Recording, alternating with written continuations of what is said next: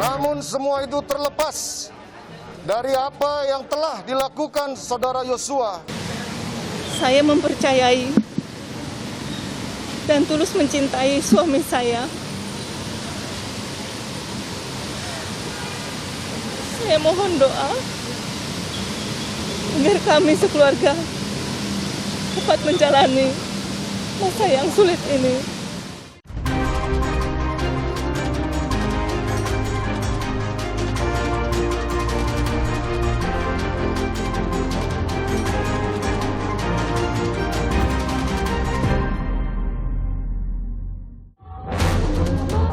Teka-teki motif pembunuhan Brigadir Yosua, Barada Eliezer mengaku ia diperintah atasan. Dugaan penipuan berkedok pengobatan spiritual, warga tuntut padepokan milik Gus Samsudin ditutup. Ditahan atas kasus dugaan penistaan agama, Roy Suryo ajukan penangguhan penahanan. Halo, selamat malam saudara. Anda kembali menyaksikan program Laporan Khusus yang berisi berita pilihan dari redaksi akan menemani Anda selama 30 menit ke depan. Bersama saya Gracia Adur, inilah informasi selengkapnya. 1 bulan pasca kasus penembakan di rumah dinas Irjen Verdi Sambo, 1 ajudan lainnya, Brigadir Riki, ditetapkan sebagai tersangka kasus dugaan penembakan Brigadir Yosua. Sementara itu, istri Irjen Verdi Sambo, Putri Chandrawati, menjenguk sang suami yang ditempatkan Inspektorat Khusus Polri di Makobrimob Kelapa II Depok. Namun, Putri belum diperkenankan untuk bertemu suaminya.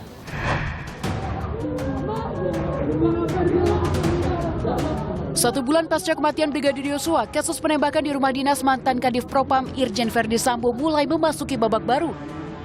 Setelah Barada Eliezer ditetapkan sebagai tersangka, 1 ajudan lain Irjen Verdi Sambo, Brigadir Riki, juga ditetapkan sebagai tersangka pembunuhan Brigadir Yosua. Brigadir Riki Rizal disangkakan pasal pembunuhan berencana dan tindak pidana pembunuhan, yakni pasal 340 subsidiar pasal 338 Jungto, pasal 55 dan pasal 56 KUHP.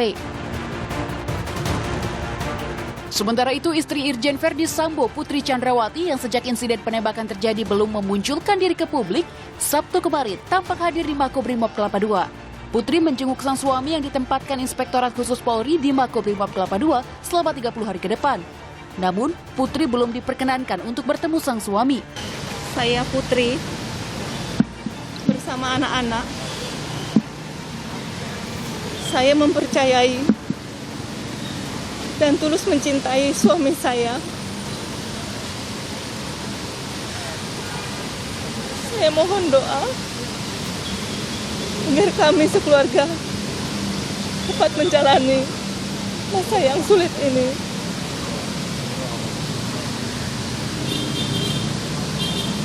Dan saya ikhlas memaafkan segala perbuatan yang kami dan keluarga alami.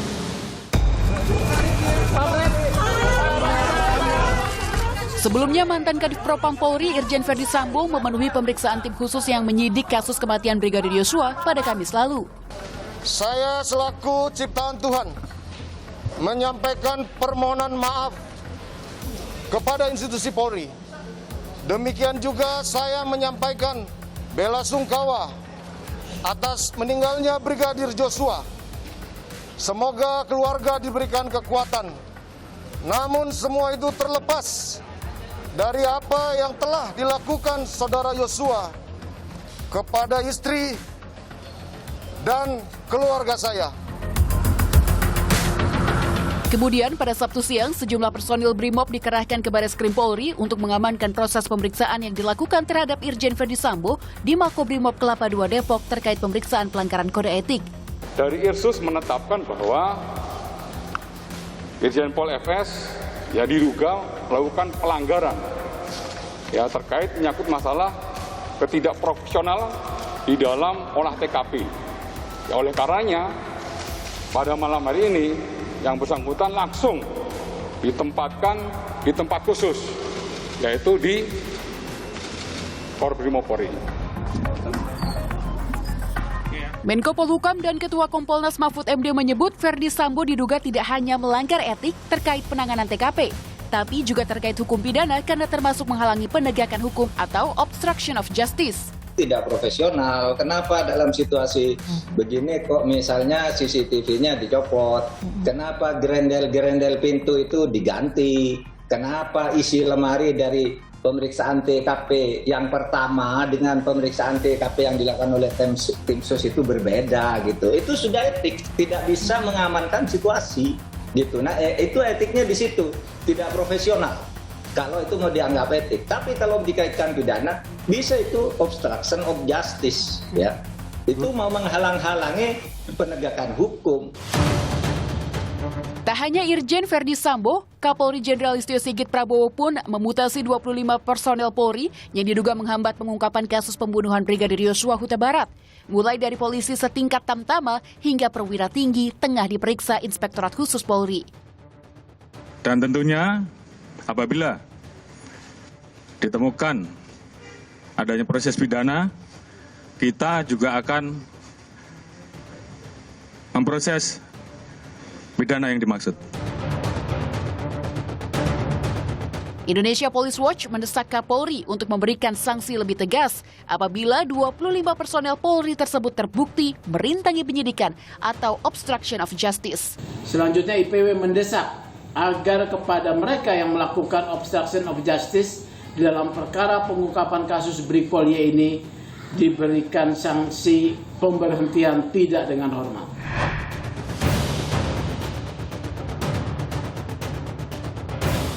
Ada pembunuhan yang diduga dilakukan oleh dia, itu dia tanpa motif karena atas perintah.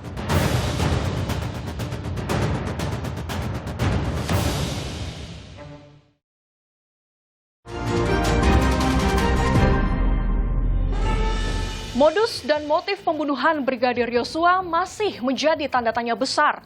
Barada Eliezer yang sebelumnya dirilis Polri sebagai lawan Brigadir Yosua dalam baku tembak di rumah Irjen Verdi Sambo melalui kuasa hukumnya mengaku ia diperintah atasan.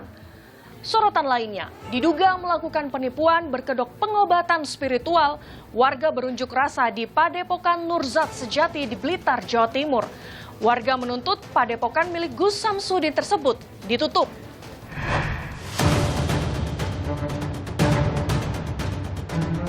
Namun semua itu terlepas dari apa yang telah dilakukan saudara Yosua.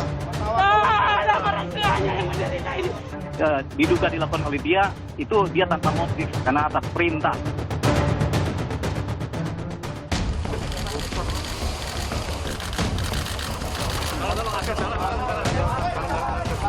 Penyidikan terhadap kematian Brigadir Yosua terus berlanjut.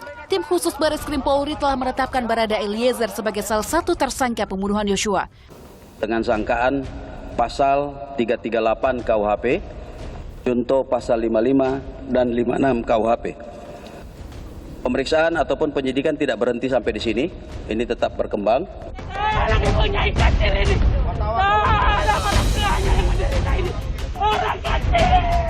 Namun, modus dan motif pembunuhan Brigadir Nofriansyah Yosua Huta Barat masih menjadi tanda tanya besar. Barada Eliezer yang sebelumnya dirilis Polri sebagai lawan Yosua dalam baku tembak antara dua polisi 8 Juli lalu di rumah Irjen Verdi Sambo mengaku cerita itu skenario belaka. Kalau tadi dikatakan tidak ada tembak-menembak dari tangga ke kamarnya Ibu Putri, artinya proses kematian Brigadir Yosua adalah bentuk eksekusi. Sudah bertekuk lutut misalnya, lalu kemudian ada proses pembunuhan di sana.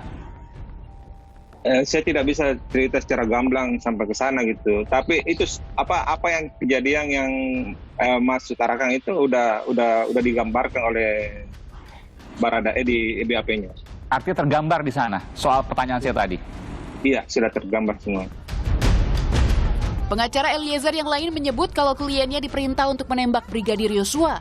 Terjadinya keterlibatan dia itu tanpa motif. Jadi kalaupun terjadi ada pembunuhan yang diduga dilakukan oleh dia, itu dia tanpa motif karena atas perintah. Oke, termasuk perintah untuk menembak? Ya, itu termasuk. Perintahnya ini satu orang, beberapa orang? Wilayah penyidikan. Barada Richard Eliezer dinilai sebagai salah satu saksi kunci yang bisa menguak kasus ini secara terang. Lembaga Perlindungan Saksi dan Korban LPSK pun terbuka untuk memproses permohonan Eliezer menjadi justice kolaborator sepanjang Eliezer dapat membuktikan dirinya bukan pelaku utama. Ya, kita berpegang pada informasi terakhir saja, bahwa kalau memang informasi yang terakhir ini adalah yang benar, ya, dan kemudian Baradae mau bekerjasama, Baradae bukan pelaku utama, tentu dia memenuhi unsur untuk menjadi justice collaborator. Perlindungan itu bisa mencakup keluarganya, ya, baik Baradae sendiri maupun keluarganya. Jadi nanti LPSK yang akan melihat juga apakah ada kepentingan keperluan keluarga dari Baradae untuk dilindungi. 8 Juli 2022 diduga terjadi insiden yang menewaskan Brigadir Yosua Huta Barat di rumah dinas mantan Kadif Propam Polri, Irjen Verdi Sambo di Duren 3, Jakarta Selatan. Kasus ini baru terungkap ke publik 3 hari kemudian, Senin 11 Juli 2022. Polisi merilis peristiwa baku tembak antara Yosua dan Eliezer yang dipicu tuduhan pelecehan seksual terhadap istri Irjen Verdi Sambo.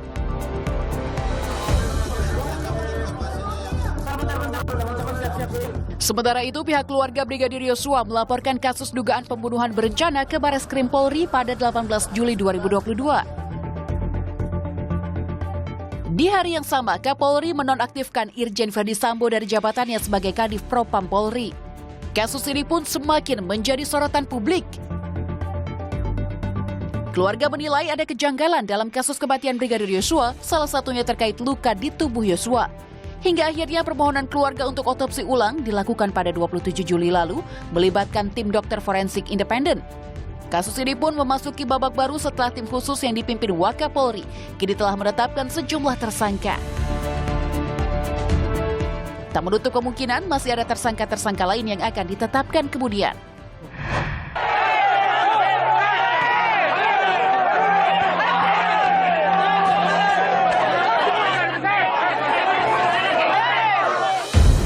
Unjuk rasa warga di depan Padepokan Nur Zat Sejati milik Samsudin Jadap alias Gus Samsudin di Desa Rejowinangun, Blitar, Jawa Timur berakhir ricuh.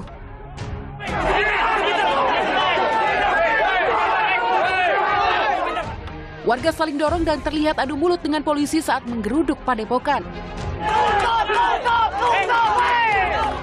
Warga menuntut Padepokan milik Samsudin ditutup. Samsudin diduga melakukan penipuan berkedok pengobatan spiritual.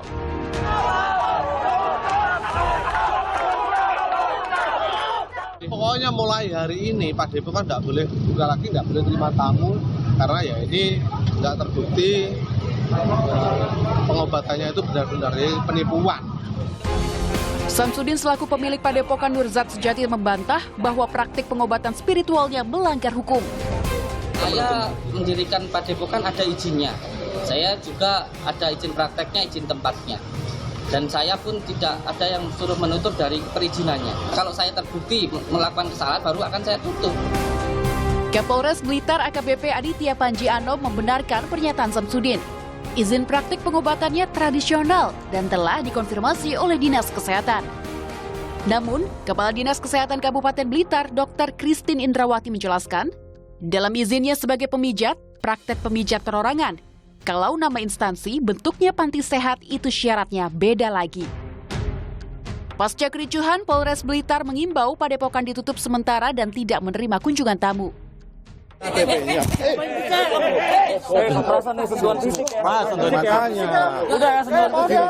Sentuhan fisik proses ya. Oke, udah ada sentuhan fisik. Padepokan Nur Zat Sejati besutan Samsudin ramai diperbincangkan warganet setelah Marcel Radival alias pesulap merah melalui kanal YouTube miliknya mengaku mampu membongkar trik palsu pengobatan yang dilakukan Samsudin. Tak hanya itu, Marcel pun juga mendatangi Padepokan Samsudin. Kala itu sang pesulap merah sempat berselisih dengan warga. Tak terima dituduh menipu, Samsudin pun melaporkan pesulap merah ke Polda Jawa Timur. Dalam laporannya, Samsudin melaporkan pesulap merah atas dugaan pencemaran nama baik dan ujaran kebencian berdasarkan Undang-Undang Informasi dan Transaksi Elektronik UU ITE. Menanggapi kekisruhan yang terjadi, Ketua Pengurus Besar Nahdlatul Ulama PBNU, Bidang Keagamaan Kiai Haji Ahmad Fahru Rozi, Gus Fahrur, mengingatkan agar masyarakat tidak mudah percaya dengan dukun dan melabelkan mereka dengan sebutan kiai. Kami kutip dari laman nu.or.id. Kita harus selektif, kita kan kadang dukun dikiaikan. Itu salah, jangan kiaikan dukun. Masyarakat mesti ditekankan bahwa kalau karomah itu tidak diobral-obral. Karomah itu diberikan kepada wali, kekasih Allah, tidak untuk jualan, tidak untuk komersil atau konten. Kalau dukun itu tipuan, sihir, atau sulap.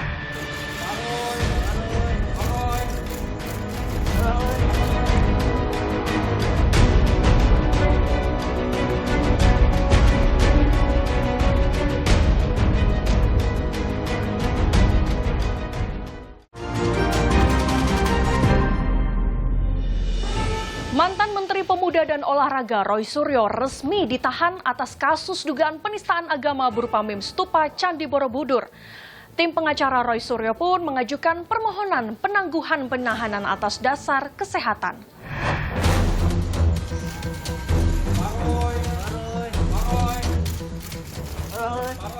Mantan Menteri Pemuda dan Olahraga Roy Suryo resmi ditahan atas kasus dugaan penistaan agama berupa meme stupa Candi Borobudur.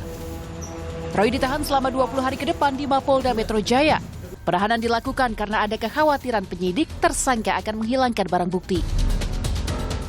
Tim pengacara Roy Suryo pun meminta adanya restoratif justice dan mengajukan permohonan penangguhan penahanan kepada penyidik Polda Metro Jaya atas dasar kesehatan. Elsa Syarif selaku kuasa hukum Roy berharap Kapolda Metro Jaya bisa menjadi mediator Roy Suryo dengan pelapor. Sementara itu, Kombes Endra Zulpan menyatakan keputusan penangguhan penahanan merupakan kewenangan penyidik. Permohonan penangguhan itu memang diatur dalam ketentuan peraturan perundang-undangan kita. Namun, dalam memutuskan apakah permohonan itu bisa dikabulkan atau tidak, ini penyidik nanti akan menentukan. Sebelumnya, Roy Suryo telah ditetapkan sebagai tersangka pada kasus dugaan penistaan agama 22 Juli lalu, namun polisi tidak menahan Roy Suryo karena alasan kesehatan. Pada pemeriksaan pertama, Roy Suryo menggunakan kursi roda dan dipapa saat keluar ruangan pemeriksaan Polda Metro Jaya. Dirinya tampak kelelahan setelah 12 jam diperiksa penyidik. Pemeriksaan kedua pada 28 Juli 2022, Roy Suryo tampak mengenakan masker dan penyangga leher medis atau collar neck saat keluar gedung. Polda Metro Jaya pun kembali tidak menahan Roy karena pertimbangan kesehatan. Namun, pada Minggu 31 Juli 2022, Roy Suryo kedapatan mengikuti acara komunitas mobil mewah di rest area kilometer 11 Tol Jagorawi. Dirinya berdalih masih dalam proses pemulihan kesehatan ketika menghadiri acara tersebut dan mengaku didampingi asisten dan supirnya. Dalam keterangannya kepada Kompas TV, kuasa hukum Roy Suryo menjelaskan kegiatan tersebut sekaligus merayakan hari ulang tahun salah satu anggota komunitas Mercedes-Benz SL Club atau MPSL, yaitu mantan Wakapolri, Komisaris Jenderal Purnawirawan Nana Soekarno. Teman-temannya selalu menanyakan dan prihatin terkait dengan sikap dan gerak-gerik dari Roy Suryo, dan Roy Suryo mencoba menghibur teman-temannya agar dia tidak dilihat sedih. Roy Suryo dilaporkan ke Polda Metro Jaya oleh dua umat Buddha atas nama Kurniawan Santoso dan Kevin Wu pada 20 Juni 2022 atas kasus dugaan penistaan agama. Laporan tersebut terkait meme yang diunggah ulang oleh Roy Suryo pada 10 Juni 2022. Berupa gambar patung Siddhartha Gautama atau Sang Buddha yang diedit menyerupai wajah Presiden Jokowi dan disertai komentar lucu dan ambiar. Kuasa hukum Kurniawan Santoso, Herna Sutana menyebut Sang Buddha merupakan simbol sakral. Namun unggahan di Twitter pribadi Roy Suryo dinilai melecehkan. Kalimat yang dia tambahkan adalah lucu, hehehehe, ambiar. Itu bahasa yang sangat melecehkan. Dia tahu bahwa itu diedit. Dia tahu bahwa itu simbol agama yang sangat sakral buat kami. Itu tahu dirubah, tapi ditertawakan. Kabid Humas Polda Metro Jaya Kombes Endra Zulpan menyebut terdapat 13 ahli yang dimintai keterangan dalam proses penyidikan sebelum menetapkan Roy Suryo sebagai tersangka. Di antaranya 3 ahli bahasa, 3 ahli agama, 2 ahli sosiologi hukum, 2 ahli pidana, 2 ahli ITE, dan seorang ahli media sosial. Polisi juga telah menyita sebuah handphone dan akun Twitter milik Roy Suryo, @KRMT_Roy_Suryo2, yang digunakan untuk mengunggah meme bernada penistaan agama sebagai barang bukti. Roy dikenakan pasal berlapis, yakni pasal 28 ayat 2 junto pasal 45 ayat 2 UU ITE, dengan ancaman paling lama 6 tahun penjara atau denda 1 miliar rupiah. Pasal 156 KUHP dengan ancaman pidana 5 tahun penjara. Serta pasal 15 UU nomor 1 tahun 1946 tentang peraturan hukum pidana dengan hukuman penjara setinggi-tingginya 2 tahun penjara.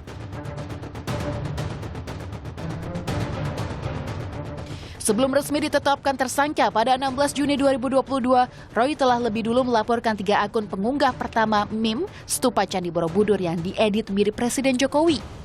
Dirinya sempat diperiksa sebagai pelapor pada 30 Juni 2022. Bahkan ia membeberkan identitas pemilik 3 akun media sosial yang pertama kali mengunggah meme tersebut. Namun, laporannya gugur seiring dengan penetapan Roy Suryo sebagai tersangka. Penyidik Polda Metro Jaya menilai bahwa laporan tersebut tidak memenuhi unsur pidana. Informasi tadi sekaligus menutup perjumpaan kita. Situasi memang terus membaik, namun kita tetap waspada karena COVID-19 masih ada. Selalu pakai masker saat beraktivitas di dalam ruangan. Vaksinasi lengkap dan booster untuk perlindungan sempurna demi imunitas kita semua. Saya, Gracia Adur, pamit undur diri. Sampai jumpa.